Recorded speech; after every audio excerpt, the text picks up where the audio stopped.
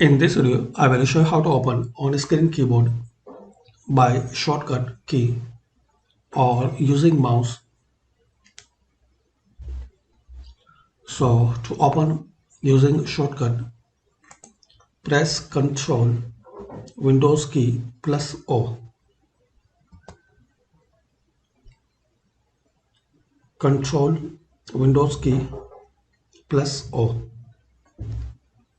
So you can turn off and you can close. To open, Ctrl Windows key plus O.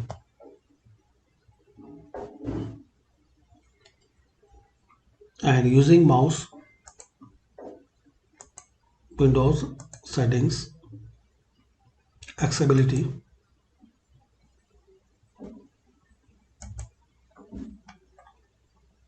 Now here click on keyboard.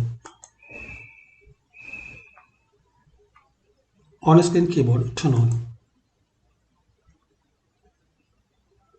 So thanks for watching. This is the way you can open on-screen keyboard using shortcut key or using mouse. Thanks for watching.